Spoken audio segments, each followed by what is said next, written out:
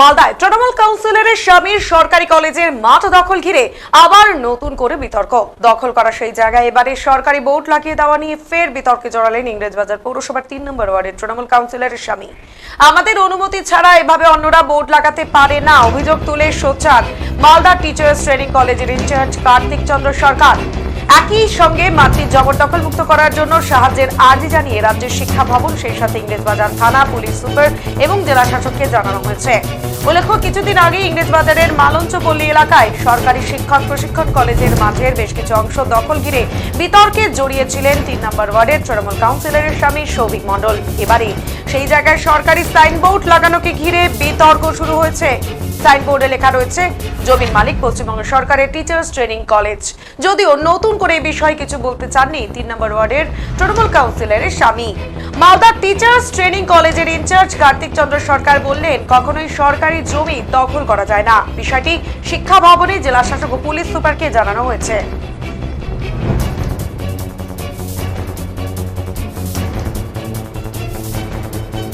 সরকারি কলেজের মাঠ দখল ঘিরে চাঞ্চল্য। তৃণমূল কাউন্সিলরের স্বামীর কলেজের মাঠ দখল আর সরকারি কলেজের মাঠ দখল ঘিরে মালদায় নতুন বিতর্ক শুরু।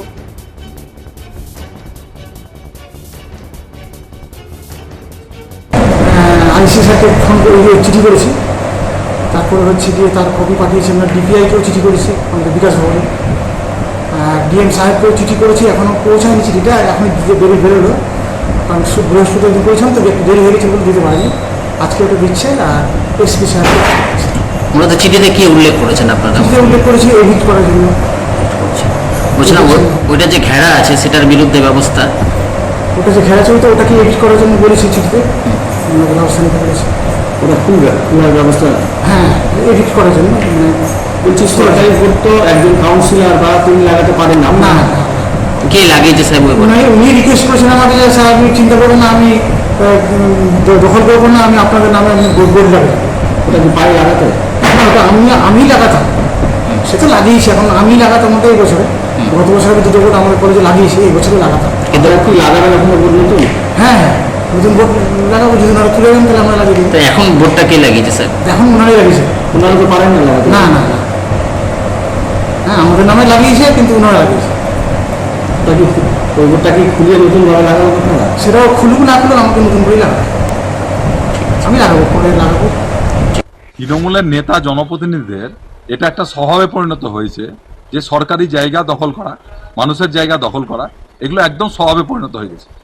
আজকে সরকারি জায়গা দখল করছে তৃণমূলের সরকার, তৃণমূলের পৌরসভা। তারা সরকারের কাছ থেকে পারমিশন নিয়ে সেই জায়গাটা দখল করতে পারে বা ঘিরতে পারে বা প্রয়োজনে ব্যবহার করতে পারে, কিন্তু তারা গায়ের জোরে সেইটা দখল করতে যাচ্ছে। এটা একটা স্বভাবে পরিণত হয়েছে। আর যে দপ্তর, বিএড কলেজ, শিক্ষা দপ্তর, এদের অতটা ক্ষমতা নেই তারা তৃণমূল কাউন্সিলর বা যারা দখল করছে তাদের বিরুদ্ধে কোনো ব্যবস্থা নেবে।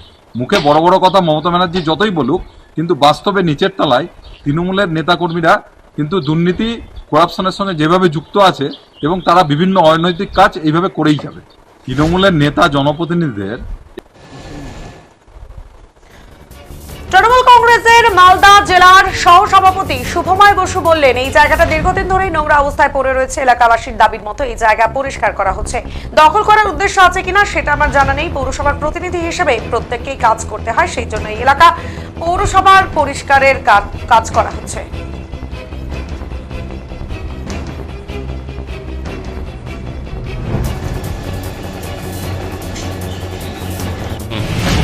এই বিতর্কের একটা অবসান ইতিমধ্যে হওয়া উচিত বলে আমি মনে করি।